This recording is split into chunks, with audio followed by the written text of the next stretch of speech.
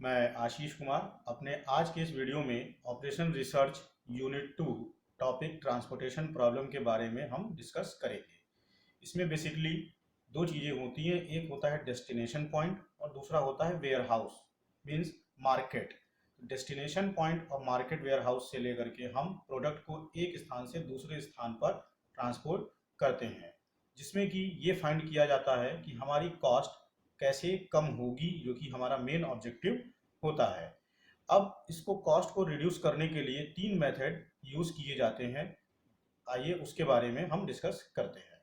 Method of TP यानी कि transportation problem. इसमें पहला मेथड है हमारा NWCM, जिसको हम बोलते हैं नॉर्थ वेस्ट कॉर्नर मेथड, या इसको हम अपर लेफ्ट कॉर्नर मेथड भी बोलते हैं। Second method is LCM means least cost method, and third is WAM means Vogel's approximation method. अब एक न्यूमेरिकल के पॉइंट ऑफ व्यू से हम सबसे पहले NWCM को एक एग्जाम्पल के थ्रू समझेंगे।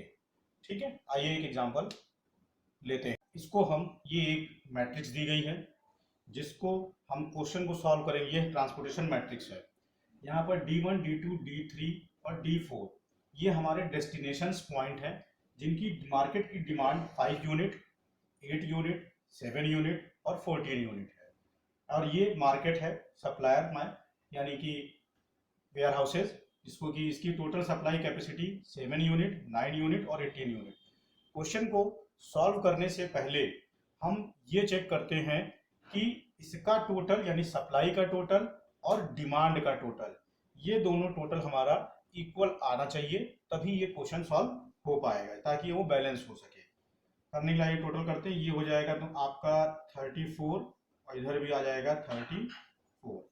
इट मीन्स ये क्वेश्चन बराबर है। अब इसमें हम क्वेश्चन सॉल्व करेंगे अपने NWCM मेथड या अपर लेफ्ट कॉर्नर मेथड से। अपर लेफ्ट कॉर्नर मेथड यानी कि अब इस मैट्रिक्स में हम ये आप देख रहे हैं कि ये यूनिट जो सप्लाई है और डिमांड है, इसको हम केवल अलॉट करने के लिए ही यूज करते हैं। बाकी इस मैट्रिक्स में सबसे अपर लेफ्ट कॉर्नर से या नॉर्थ वेस्ट कॉर्नर में 19 कॉस्ट है। कॉस्ट इसमें छोटी बड़ी सब मिक्स है, लेकिन जो मेथड के अकॉर्डिंग है, और मेथड हमारा है NWCM north west corner method. तो सबसे पहले ये देखते हैं कि इस कॉर्नर वाली सेल में ये हमने सेलेक्ट किया, इसके सामने देखते हैं डिमांड D1 यानी कि टोटल डिमांड कितनी है 5 यूनिट की, और इसके अगेंस्ट में राइट साइड में टोटल सप्लाई यूनिट कितनी है 7 यूनिट, यानी इस सेल की डिमांड 7 यूनिट है और सप्लाई कैपेसिटी 7 यूनिट है और डिमांड 5 यूनिट है। तो हम इस सेल में पूरा अपना डिमांड अलॉट कर सकते हैं। शॉर्टकट तरीके में हम कह सकते हैं कि जिस सेल को हम सेलेक्ट करेंगे उसमें डिमांड और सप्लाई इन दोनों में से जो वैल्यू कम होगी उसको हम यहाँ पर पुट कर देते हैं। जैसे यहाँ पे 5 और ये 7 है, तो ये 5 को हम यहाँ पर अलॉट कर देंगे और इसको सर्किल में इस तरीके से रखेंगे। 5 ये अलॉट हो गया। अब यहाँ पर ये हमारा एलोकेशन कहलाता है, यही इस मेथड में होता है। इसको हम तब तक करते हैं जब तक कि पूरा डिमांड और सप्लाई समाप्त ना हो जाए। जैसे 5 ये अलॉट हो गया, तो अब ये डिमांड पूरी क्रॉस हो गई, यहाँ बचेगा 0 बचने के बाद अब हम S2 में और S3 का ये और D1 मार्केट की ये वाली S1 सप्लाई पूरी हो चुकी है, जिसमें S2 और S3 में अब हम कोई भी यूनिट अलॉट नहीं कर सकते, तो ये दोनों सेल ऐसे क्रॉस कर देंगे। इट मींस कि ये दोनों सेल में अब कोई भी एलोकेशन नहीं होगा। इसी मेथड को हम रिपीट करेंगे, तब तक रिपीट करेंगे जब तक कि पूरी डिमांड और सप्लाई एग्जॉस्ट ना हो जाए। अब ये अलॉट हो गया, यहां पे बचा हमारे पास सप्लाई 2, देन ये अलॉट हो चुका है, इसको छोड़ देंगे अब इसके बाद बची हुई मैट्रिक्स में जो सेल्स हैं उसमें ये देखते हैं कि सबसे कॉर्नर सेल अब कौन सा है। सबसे कॉर्नर सेल राइट साइड में अभी हमारे पास बचा हुआ है, सप्लाई यूनिट अवेलेबल है, तो 30 है सेल। अब इस सेल में ये देखते हैं सप्लाई कितनी कैपेसिटी है 2 यूनिट्स की, और इसकी D2 की डिमांड है 8 यूनिट। अब हमने बताया था कि डिमांड और सप्लाई दोनों में से जो वैल्यू कम होगी उसको हम इसमें अलॉट कर देते हैं। तो 8 और 2 दोनों में से सबसे मिनिमम वैल्यू 2 है, ये 2 हमने इसको यहाँ पर अलॉट कर दिया, और ये पूरी कट के 0 हो जाएगी, जिस वजह से अब हम D3 और D4 में कोई भी वैल्यू अलॉट नहीं कर पाएंगे, कोई यूनिट अलॉट नहीं कर पाएंगे। तो ये दोनों सेल क्रॉस हो जाएगी, यहाँ बचेगा 6। ये हो गया सेकंड अलॉटमेंट। अब थर्ड एलोकेशन के लिए हम फिर से अपर लेफ्ट, अब हमारे पास 1 2 3 4 5 6 सेल्स बची हैं। इसमें अपर लेफ्ट में ये 30 है, इसमें डिमांड है 6 यूनिट और सप्लाई है 9 यूनिट। तो डिमांड और सप्लाई में 6 यूनिट कम है, इसलिए पूरा पूरा 6 हम यहाँ पर इसको अलॉट कर देंगे, और ये 6 कट के 0 हो जाएगा, ये वाली सेल क्रॉस हो जाएगी। वही सेम चीज, इसमें कोई भी वैल्यू अलॉट नहीं हो सकती, और यहाँ पर बचेगा 3। फिर अपर लेफ्ट कॉर्नर मेथड, अब ये 4 सेल बची। कॉर्नर अपर लेफ्ट में ये है, अपर साइड लेफ्ट कॉर्नर ये रहा।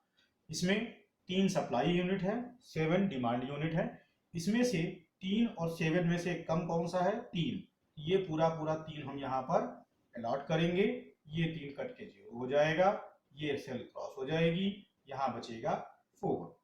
ठीक, अभी आप देख रहे हैं 70 और ये दोनों सेल बची हुई है, इन दोनों सेल में टोटल सप्लाई यूनिट 18 यूनिट्स की है, और D3 और D4 के डेस्टिनेशन में 4 यूनिट और 14 यूनिट्स हैं। ये दोनों हमारा तय हो जाएगा। तो अब इसके लिए अपर लेफ्ट सेल हमारे पास 70 का है, यहाँ 4 डिमांड है, 18 सप्लाई है, 4 ये पूरा अलॉट हो जाएगा, ये कट के 0 आ जाएगा। यहाँ पर 18 है, 18 ये कट करके यहाँ पर आ जाएगा, 4 ये अलॉट हो चुका है, तो लास्ट में आया ये 14 बचा।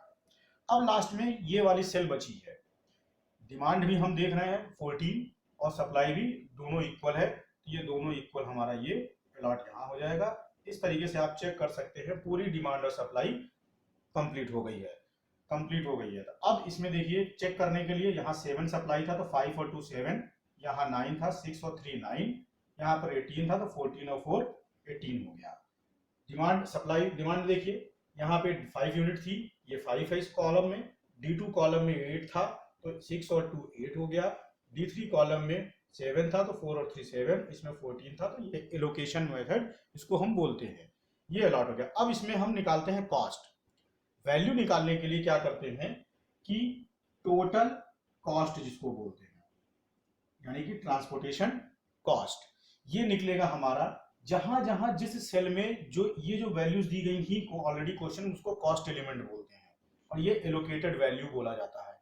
तो इसको इससे मल्टीप्लाई करें, जितने भी एलोकेशंस हुए हैं हमारे उसको हम इसमें लिख देते हैं अलग से। जैसे मान लेते हैं पहला एलोकेशन है 19, एलोकेटेड वैल्यू है 5, तो इसको मल्टीप्लाई कर देंगे 5 से। फिर सेकेंड इज प्लस, इसको प्लस कर देंगे 30 एलोकेटेड कॉस्ट एलिमेंट और मल्टीप्लाइड बाई 2, फिर plus 30 multiplied by 6 plus 40 multiplied by 3 plus 70 multiplied by 4 और प्लस 20 मल्टीप्लाइड बाई 14। देखते हैं कितने एलोकेशन थे हमारे पास, 1 2 3 4 5 6, तो ये 6 होने चाहिए, 1 2 3 4 5 6। इसको सॉल्व कर लेंगे। सॉल्व करने के लिए इसमें जो वैल्यू आएगी इसको हम देख लेंगे, 19 इंटू 5 मीन्स